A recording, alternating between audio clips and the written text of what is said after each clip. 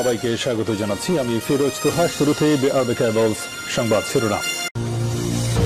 পুরোদমে মধ্যপ্রাচ্যে Iran Israel ভয়াবহ যুদ্ধ চলছে হামলা পাল্টা হামলা। ইহুদিবাদী ইসরায়েলের বন্দরনগরীতে ইরানের ব্যাপক হামলা চলছে, বেজে উঠছে সাইরেন। ইহুদিবাদী ইসরায়েলের প্রধান হাইফা বন্দরকে ধ্বংস করে দিয়েছে ইরান। আর এরই মাঝে ইরান ইসরায়েলের পাশে দাঁড়িয়েছে বিভিন্ন পরাশক্তি দেশগুলি। মধ্যপ্রাচ্যে শুরু হয়ে গেছে তৃতীয় বিশ্বযুদ্ধ। আর এরই মাঝে আমাদের হাতে এসে পৌঁছেছে এই যুদ্ধের সর্বশেষ গুরুত্বপূর্ণ সবথেকে তাজা আপডেট সংবাদ। প্রথমেই জানাবো, ইসরায়েলের ধেয়ে আসছে ইরানের ছোড়া ক্ষেপণাস্ত্র, বেজে উঠছে সাইরেন। দখলদার ইসরায়েলি ভূখণ্ড লক্ষ্য করে একের পর এক ক্ষেপণাস্ত্র ছুড়ছে ইরান। আজ ইসরায়েলের প্রতিরক্ষা ব্যবস্থা আইডিএফ এই তথ্য নিশ্চিত করেছে। দ্য টাইমস অফ ইসরায়েলের প্রতিবেদনে বলা হয়েছে, ইরান থেকে উৎক্ষেপিত ক্ষেপণাস্ত্র শনাক্ত করেছে আইডিএফ। এরপর জানাবো, অচল হয়ে পড়েছে ইহুদিবাদী ইসরায়েলের হাইফা বন্দর, আদানির মাথায় হাত। বিশ্বের বৃহত্তম জাহাজ কোম্পানি মাইরস্কো ঘোষণা করেছে যে তারা আর ইসরায়েলের হাইফা বন্দর ব্যবহার করবে না। ইসরায়েলের সবথেকে বড় সমুদ্র বন্দর হচ্ছে হাইফা। এছাড়াও ইসরায়েলের আরও ছোট ছোট দুটি বন্দর রয়েছে। এদিকে ইরানের পারমাণবিক স্থাপনাগুলোতে হামলা বিপজ্জনক ও নজিরবিহীন বলছে চীন। ইরানের পারমাণবিক স্থাপনাগুলোতে হামলা বিপজ্জনক নজির বলে মন্তব্য করেছে চীন। স্থানীয় সময় আজ নিরাপত্তা পরিষদের দেয়া এক বক্তব্যে জাতিসংঘে নিযুক্ত চীনের দূত ফুকং এই মন্তব্য করেছেন। তিনি বলেন, ইসরায়েলের ইরানের পারমাণবিক স্থাপনাগুলোর উপর হামলা একটি বিপজ্জনক নজির স্থাপন করেছে, যার ফলাফল বিপজ্জনক।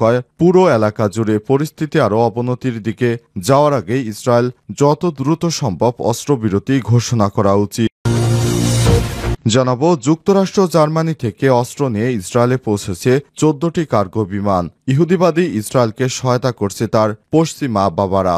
অস্ত্র ও সামরিক সরঞ্জামের চালান নিয়ে আরও কয়েকটি পরিবহন উড়োজাহাজ কার্গো ইসরায়েলে পৌঁছেছে। আজ এসব বিমান দেশটিতে পৌঁছেছে বলে জানিয়েছে ইসরায়েলের প্রতিরক্ষা মন্ত্রণালয়। এসব অস্ত্র যুক্তরাষ্ট্র জার্মানি থেকে এসেছে বলে জানায় তুরস্কের সরকারি সংবাদ মাধ্যম আনাদুল এজেন্সি।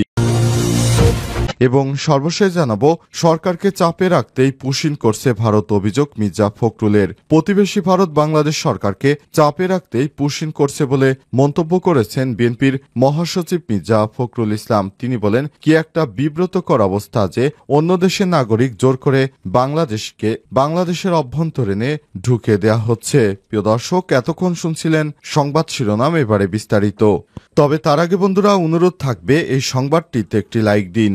এই চ্যানেলে আপনি নতুন হয়ে থাকলে আমাদের সংবাদটি দেখতে দেখতে চ্যানেলটি সাবস্ক্রাইব করে রাখুন। কমেন্ট করে বন্ধুরা আপনার মূল্যবান মতামত জানিয়ে দিন আপনি বিশ্বের কোন দেশ থেকে বা বাংলাদেশের কোন স্থান থেকে আমাদের সংবাদটি দেখছেন এবং শুনছেন। আর ইরান ইসরায়েল যুদ্ধে আপনি কোন দেশকে সমর্থন করেন কমেন্ট করে জানিয়ে দিন। এবারে বিস্তারিত। ইসরায়েলে ধেয়ে আসছে ইরানের ছোড়া ক্ষেপণাস্ত্র, একের পর এক বেজে উঠছে সাইরেন। দখলদার ইসরায়েলি ভূখণ্ড লক্ষ্য করে ক্ষেপণাস্ত্র ছুটতে শুরু করেছে ইরান।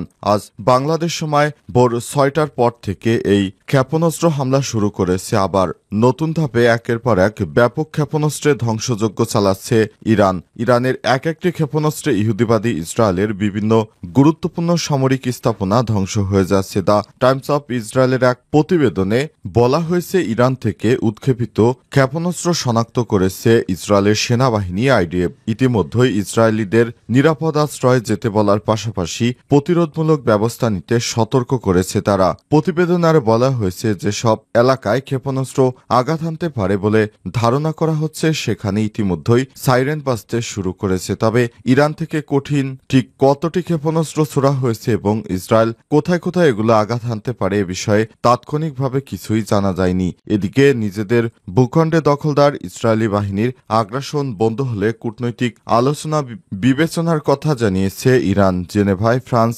জার্মানি, যুক্তরাজ্য, ইউরোপীয় ইউনিয়নের শীর্ষ কর্মকর্তাদের সঙ্গে বৈঠক শেষে এমনটা জানিয়েছে ইরানের পররাষ্ট্রমন্ত্রী সৈয়দ আব্বাস আরাগচি। একই দিন মার্কিন প্রেসিডেন্ট ডোনাল্ড ট্রাম্প বলেছেন, আলোচনা চালিয়ে যেতে তিনি ইসরায়েলকে বিমান হামলা কমানোর জন্য চাপ দেওয়ার সম্ভাবনা কম বলে জানিয়েছেন। ট্রাম্প আরও বলেন, আমার মনে হয় এখনই সেই অনুরোধ করা খুব কঠিন। অন্যদিকে ইসরায়েলের প্রতিরক্ষা বাহিনী IDF এর প্রধান ইয়ার জামিল বলেছেন, বছরের পর বছর ধরে ইরানে হামলার প্রস্তুতি নিচ্ছি আমরা। সাম্প্রতিক মাসগুলোয় কঠোর গোপনীয়তা বজায় রেখে হামলার প্রস্তুতি ত্বরান্বিত করা হয়েছে।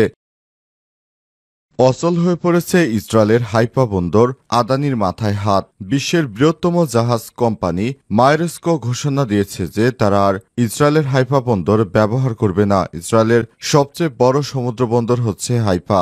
এছাড়াও ইসরায়েলের আরও দুটি সমুদ্র বন্দর রয়েছে, আশদোদ এবং আইলাত। হাইফা বন্দরে ইন্ডিয়ার আদানি গ্রুপের বড় বিনিয়োগ রয়েছে। বার্তা সংস্থা রয়টার্স জানিয়েছে শুক্রবার। কন্টেনার শিপিং কোম্পানি মায়েরস্কো জানিয়েছে ইরানের সঙ্গে ইসরায়েলের ক্রমবর্ধমান সংঘাতের মধ্যে তারা দেশটির হাইফা বন্দরে জাহাজ চলাচল সাময়িকভাবে বন্ধ করে দিয়েছে।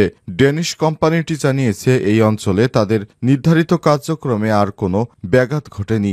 2022 সালে বেসরকারীকরণ করা হাইফা বন্দরে 70% মালিকানা ভারতের আদানি পোর্টসের এবং বাকি 30% ইসরায়েলের গ্যাডট গ্রুপের হাতে। আদানি পার্টস হল ভারতের বিলিয়নিয়ার গৌতম আদানির নেতৃত্বে আদানি গ্রুপের বন্দর পরিচালনা শাখা। হাইফা বন্দর সহ কোম্পানিটি ভারতীয় জলসীমার বাইরে 4টি বন্দর পরিচালনা করে থাকে। চলমান ইরান ইসরায়েল যুদ্ধে বড় ধরনের ক্ষতির সম্মুখীন হয়ে নানাভাবে সমালোচিত হচ্ছে আদানি গ্রুপ। রয়টার্স জানিয়েছে আদানি গ্রুপের একজন মুখপাত্র মন্তব্যের জন্য ইমেইল এবং টেক্সট বার্তা পাঠানো হলেও তাৎক্ষণিকভাবে সাড়া পাওয়া যায়নি।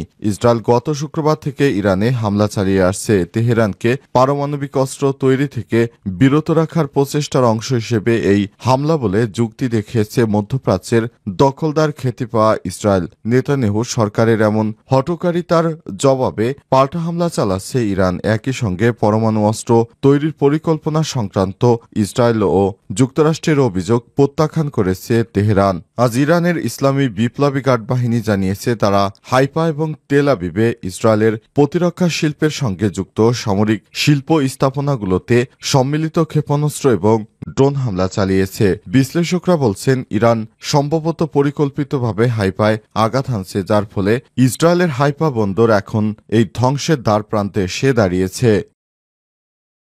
ইরানের পারমাণবিক স্থাপনাগুলোতে হামলা বিপজ্জনক এবং নজিরবিহীন বলছে চীন। ইরানের পারমাণবিক স্থাপনাগুলোতে হামলা বিপজ্জনক এবং নজিরবিহীন।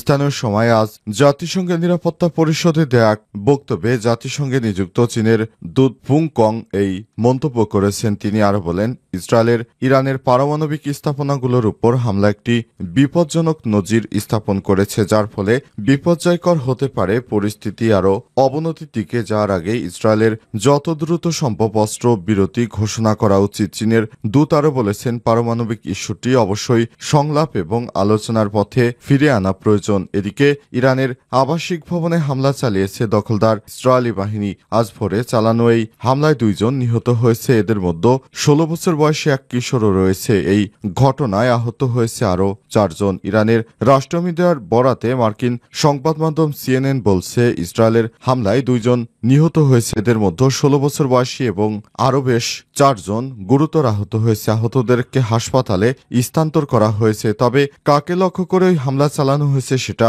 প্রাথমিকভাবে নিশ্চিত করা হয়নি দখলদার বাহিনীর পক্ষ থেকে।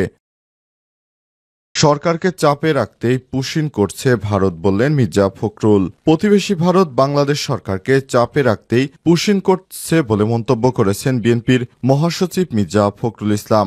আজ ঠাকুরগাঁও কালীবাড়িস্থ নিজ বাসভবনে আলেম ওলামাদের নিয়ে আয়োজিত নৈশভোজ অনুষ্ঠানে বক্তব্যকালে এমনটা দাবি করেন তিনি। বিএনপির মহাসচিব আরও বলেছেন, আমাদের সামনে এখন কঠিন সমস্যা, প্রতিনিয়তই পুশিন করা হচ্ছে।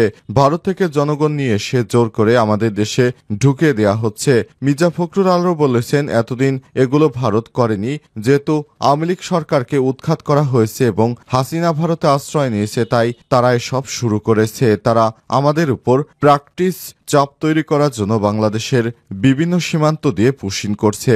ভারত আমাদের ন্যায্য পানি হিস্সা দেয়নি, আর তারা আমাদের সীমান্তে পাখির মতো মানুষ মারে, আর এভাবেই পুশিন করছে। লন্ডনে প্রধান উপদেষ্টা এবং বিএনপির ভারপ্রাপ্ত চেয়ারম্যানের বৈঠকের পর তিনি আরো বলেছেন, তারেক রহমানের সঙ্গে প্রফেসর ডক্টর মোহাম্মদ ইউনূসের যে বৈঠক হয়েছে তাতে সম্ভাব্য একটি নির্বাচনের সময় উঠে এসেছে। ফেব্রুয়ারি মাসে যে কোনো সময় ঘোষণা হয়েছে। ভোট একটি আমানত, জনগণের নির্বাচিত সরকার যেন ভালোভাবে কাজ করতে পারে, যেমন প্রতিনিধি আমাদের নির্বাচন করতে চাই।